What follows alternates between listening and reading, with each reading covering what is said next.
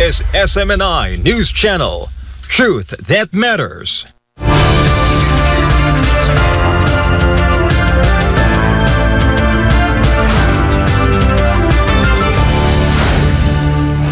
In the headlines, the Court of Appeals has ruled to freeze Smni's bank accounts. This decision, however, is an outright suppression of free speech, according to attorney Harry Roque. For our top global stories, the death toll from the deadly crash in São Paulo, Brazil has risen to 62. The tragedy is still under investigation, and authorities have recovered the black boxes from the plane's wreckage. And Hamas is seeking a Gaza ceasefire deal based on past negotiations. This comes as the group appoints Yahya Sinwar as its new political leader following the death of Ismail Haniyeh. I'm Frederico Velloso, Newsline World starts now. The National Bureau of Investigation Region 11 served an arrest warrant at the Kingdom of Jesus Christ religious compound in Davao City. The operation was peaceful and orderly. Details from Jean Domingo.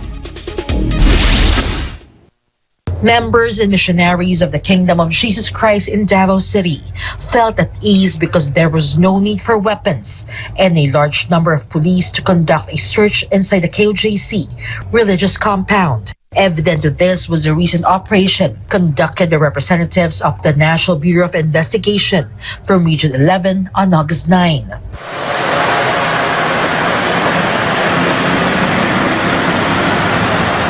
At 5 in the afternoon, representatives of the National Bureau of Investigation from Region 11 arrived, led by NBI Regional Director, Attorney Arcelito Albao, Senior Agent Vic Cano, Agent Manny Dulay, and Head Agent Vicente Dominguez, where KOJC Legal Counsel, Attorney Israelito Torion, and Attorney Dinah Fuentes Tolentino immediately addressed them, while Kingdom of Jesus Christ Executive Secretary Eleanor Cardona assisted them. During the operation, KOJC officials allowed the NBI group to visit the areas they wished to search, including the King Dome, which the Philippine National Police, led by Nick Torre, suspected to be a hiding place for people they were looking for. According to Regional Director Albao, they conducted the operation to verify information.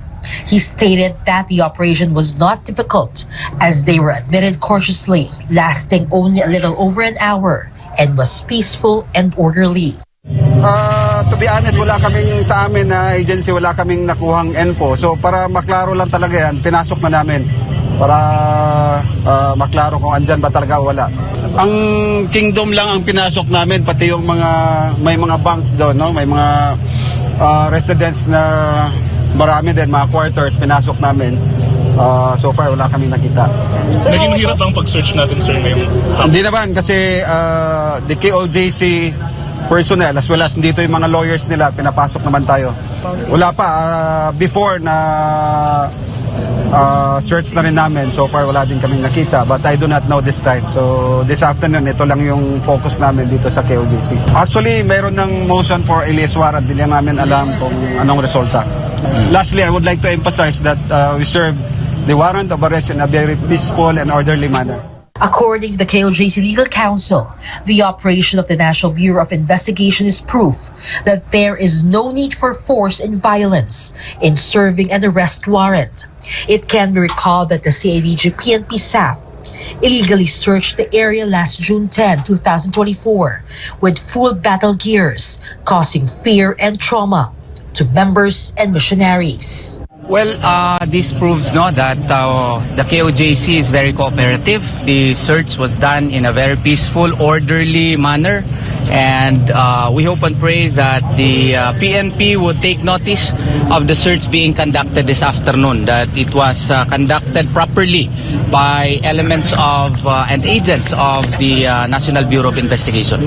Means to say, sir, hindi kailangan marahas to do the... Hindi kailangan na magdala ka ng maraming armas dito kung makipag-cooperate po sila sa amin. No? Wala namang problema yon if they will properly cooperate with us. No need to show force, no need to bring armalites, no need to bring a lot of helicopters, no need to use drones and other armaments po. The KOJC is always cooperative if done pursuant to the rules of court and if done properly. However, Attorney Torreon reminded that there is no need to serve additional arrest warrants because if the police do so, it would be considered a disservice to the warrant. I think there is no need anymore. That would be the 7th or 8th times that they would be doing that, and that would be a disservice already to the warrant. It's no longer a service. If they will do that, it will be a disservice to the warrant. Meanwhile, the NBI also stated that contrary to reports, there is no tunnel, although there is an underground or basement in the kingdom that they also investigated and is still under construction. Although the service of the warrant of the NBI operation was peaceful, the members and missionaries of KOJC continue to monitor anyone who wants to disturb the peace and unity of the place they call home. Reporting for Newsline World, this has been Jean Domingo, Smni News. Former presidential spokesperson Attorney Harry Roque condemned the Court of Appeal's decision to issue a freeze order on the bank accounts of Smni. Roque emphasized the said decision by the CA is a clear suppression of free press. Here's a report by Carlo de la Peña. The decision of the Court of Appeals to issue a freeze order against Sunshine Media Network International is a clear suppression of free press. Last week, the CA granted the Anti-Money Laundering Council's request for a freeze order on the accounts and properties of Pastor Paulo C. the Kingdom of Jesus Christ, and Smni. Ibig sabihin, pag fineris mo account mo, sinusupil mo talaga yung malayang pananalita at malayang pamamahayag ng Smni. Roque further added that many ordinary employees of the station would be affected by the freeze order. Dahil ang Smni ay isang media outfit. Kapag tinanggalan mo ng bank account yan, paano magpapasweldo yan sa mga tao? Paano magpapasweldo yan pagbabayad ng kuryente sa kanilang transmission? Aside from Smni, Roque also criticized the freezing of KOJC's accounts. Nakasaad sa saligang batas na dahil nga sa separation between church and state, hindi pinagbabayad ng buwis ang mga simbahan. Kung hindi pinagbabayad ng buwis, bakit mo i-freeze ang kanilang account bilang isang simbahan? The Legal Counsel of the Kingdom of Jesus Christ had earlier questioned the legality and basis of the 20-day freeze order from the Court of Appeals. Kaya nga marami pong interesting issues po dito. Tsaka kasi kung legally ang mabasihan lang sana is yung Anti-Human Trafficking Act ni Blenda Portugal dito. If you will read that law, criminal forfeiture would only happen if there is already conviction. May conviction na dapat. Dito, wala pa ngang trial. Nagpa-file pa nga tayo ng motion to quash. Meron na. Yun nga pala, galing pala sa United States of America yung basis nila. I look forward to the day that we will appear in court and argue on the legal basis by which they rely upon in the filing of this petition. Roque believes that politics is behind all of the pressure against Pastor Apollo, Smni, and even the Dutertes. Malinaw naman yan. Yung pagigipit kay Pastor Kibuloy, yung paninira sa aking pagkatao, yung mga binapatungputi ngayon kay BP Sara, yung mga kaso na isirimpa kay Kong Pulong at kay Man Scarpio, at yung mga banta na ipapaaresto si dating Presidente Duterte pag hindi umapir sa Kamara, at dahil nga po sa ICC, lahat po yan ay politika. The National Telecommunications Commission, or NTC, had earlier imposed an indefinite suspension on Smni, despite there being no sufficient reason or basis to do so. For God and my beloved country, the Philippines, this has been Carlo de la Peña, Smni News. Due to Vice President Sara Duterte's criticism of the Marcos Jr. administration, Congress members immediately countered and attacked the Vice President, sparking rumors of an alleged impeachment process against her. Here's the report from Angel Pastor. Vice President Sara Duterte has been vocal in criticizing the shortcomings of the Marcos Jr. administration. One of these criticisms involved the flood control project, which Marcos Jr. proudly highlighted in his third State of the Nation address. However, VP Sara's criticism was met with retaliation from Marcos Jr.'s allied congressmen. They bombarded the vice president with relentless criticism, leading to reports that the process to remove her from office had already begun. Former presidential spokesperson Attorney Frederico said that it wouldn't be surprising if the majority of Congress under Speaker Martin Romualdez favored the impeachment of VP Sara. Kung mapapansin mo, talagang ang mga kongresista o pare-parehong pinagsasalita ng kanilang PR, kung sino man yung PR nila, ay panay ang banat ngayon kay VP Sara para sanggain yung mga binatong mga paratang ni VP Sara. Mukhang sisimulan nila ang proseso ng impeachment kay VP Sara bilang ganti dito sa mga binigkas na salita ni VP Sara laban sa gobyerno. No? Double-edged sword yan. Okay? Kasi alam natin na bagamat may numero kayo dyan sa Kongreso at lahat kayo hawak na ating speaker na madali yung i-impeach yan. But Roque emphasized that even if the majority of Congress members favor removing VP Sara, it would still be difficult to push the impeachment through the Senate. Unang-una, alam nyo naman, mahirapan yan sa Senado dahil lalong-lalo na kung ang gagamitin yung basehan ay yung confidential funds na nakabinbin pa sa Korte Suprema. So paano naman aakto ang Senado sa isang legal issue na nandoon na nakabinbin na sa Korte Suprema? Hindi ba dapat antayin muna yung resulta noon dahil yun naman ang katungkulan ng hudikatura? No? Itaguyod ang supremacy ng ating saligang batas na sinasabi ng mga petitioners dun sa Korte Suprema na linabag daw ang saligang batas nung binigyan ni Marcos Jr. ang ating Inday Sara ng 221 million na parang 125 doon ay confidential fund na nagastos ng mga satellite offices. Kung titignan mo naman saan napunta yung mga nagastos na yan, yan ay lahat napunta sa tulong sa taong bayan. No? Yan naman talaga ang paggamit ng confidential fund. Roque added that aside from the confidential funds being thrown at VP Sara, it's possible they will add other reasons for the planned impeachment against the Vice President. Marami pa raw mga ibang mga basihan ang isasama nila dyan. Nandyan yung sa procurement daw ng ghost textbooks. No? Ang alam ko, napakaingat ni VP Sara pagdating dyan sa procurement sa DepEd. Dahil nga nung siya'y pumasok, meron ng iskandalo na tungkol sa laptop na kinabilangan pa nga nung chair ng Committee on Appropriations na si Zaldico, pero wala naman nangyari. No? Magkaroon lang ng ingay, wala naman nangyari. Ewan ko kung meron talagang makakasuhan dyan. In the end, Roque stated that it is within VP Sara's rights as a government official to criticize the mistakes and shortcomings of Marcos Jr., as any elected official should be open to criticism. For God of my beloved Philippines, Angel Pastor, Smni News. Coming up next, North Korea sends hundreds of trash balloons to South Korea again. The so-called balloon wars have been going on for years as Seoul activists continue to fly anti-Pyongyang leaflets and broadcast loudspeaker messages near the border. And bigger, grander, and more advanced, China is set to deliver its second domestically manufactured cruise ship. More news when Newsline World returns.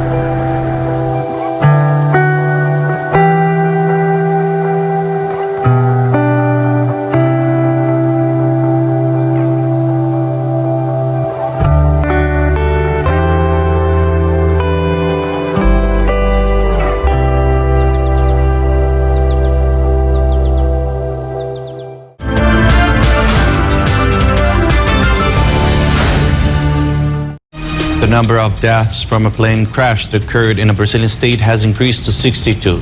The tragedy happened last Friday and investigation is underway. David Lira will give us more details. A passenger plane operated by Brazilian regional airline Vogue crashed in the city of Velloso, São Paulo on Friday, killing dozens of people on board. The plane, which was en route from Cascavel, Paraná to Guarulhos International Airport, was carrying 57 passengers and 4 crew members when the plane crashed on Friday.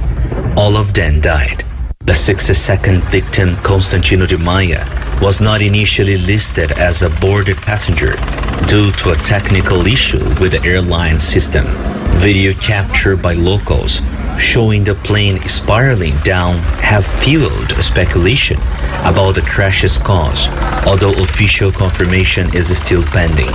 The black box flight records have been recovered and sent to Brasilia for analysis as authorities investigate the cause of the tragedy.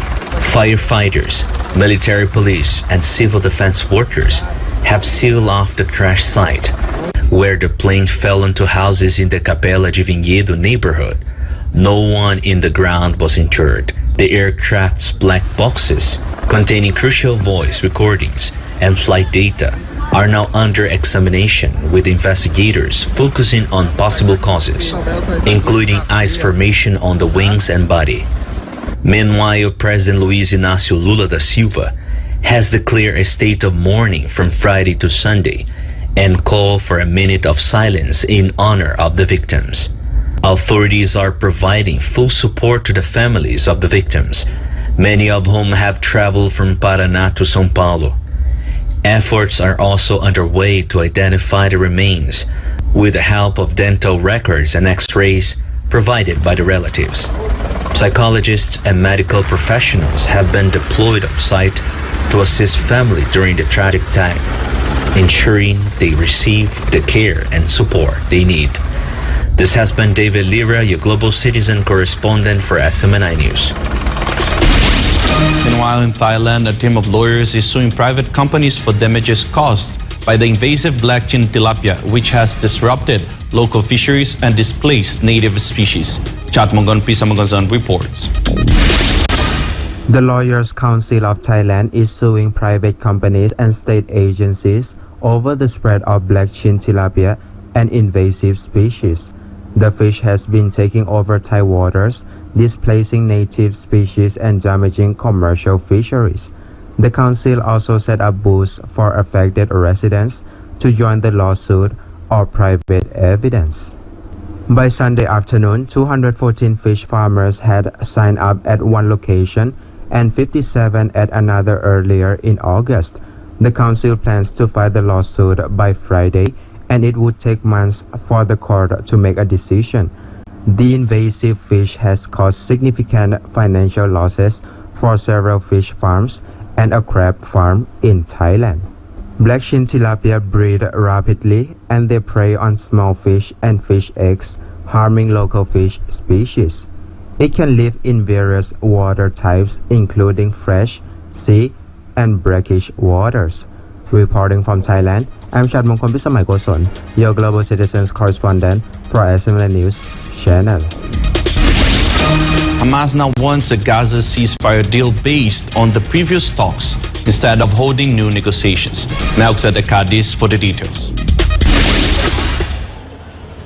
Hamas wants the mediators of the Gaza ceasefire to put forward a plan to implement what they had approved before, instead of going to more rounds of talks or introducing new proposals. In a statement, Hamas said it calls on the mediators to present a plan to implement what was agreed upon by the movement on July 2, 2024, which is based on Biden's vision and the UN Security Council resolution. To recall, on August 8, the leaders of Egypt, Qatar, and the United States urged Israel and Hamas not to waste more time to finalize a ceasefire agreement and resume negotiations. According to a joint statement released by Egyptian presidency, the three countries invited Israel and Hamas to resume the urgent discussion on August 15th in Doha or Cairo to close all remaining gaps and commence implementation of the deal without further delay. Hamas initially said it was studying the offer, but has now said it will not send a delegation for the upcoming August 15th Gaza ceasefire talks.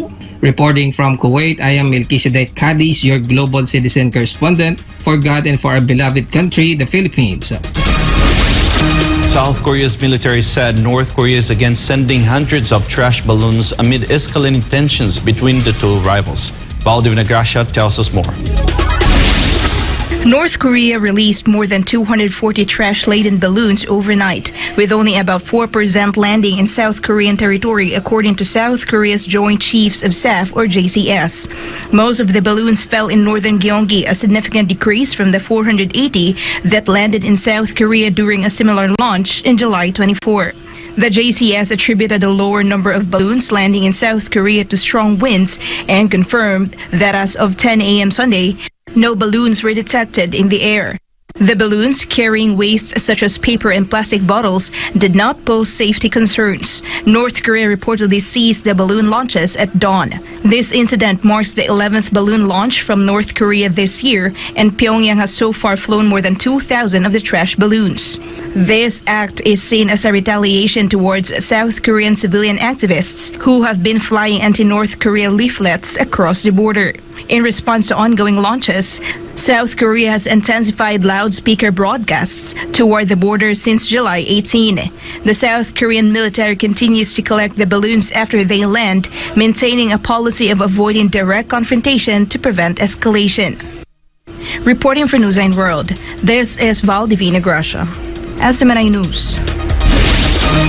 Thousands more have been displaced in southwest Gaza since the October 7, 2023 attack, with overcrowded shelters and reports of significant destruction and casualties. Grate Ramori for the details.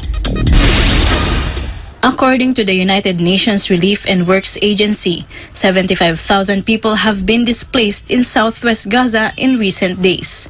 This follows new evacuation orders from the Israeli military for residents in central Khan Yunis. UNRWA Commissioner General Philip Lazzarini said displaced people are moving to overcrowded shelters, noting Gaza residents are facing severe restrictions on their ability to find safety. The Al-Quds Brigades, the armed wing of the Islamic Jihad movement, claimed attacks on Israeli soldiers and vehicles in Khan Yunis and rocket strikes on the Israeli city of Ashkelon. The Israeli military conducted air raids on several Gaza locations, including the Nuseirat and Borij refugee camps and Khan Yunis. Gaza's government reported the destruction of over 100 schools and deaths of more than 100 university professors and over 500 teachers. The Israeli side has not yet responded to these claims. Reporting from Dubai, I'm Gratero Omori, your global citizen correspondent for Smni News Channel. And before we end, may you be inspired with the words of the Son.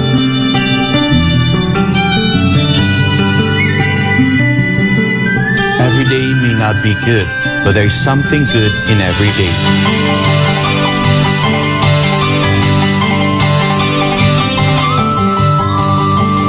And that's all for this edition. For more news update, you may visit smnichannel.com or follow us in our official social media accounts on Rumble, YouTube, Facebook, and Twitter.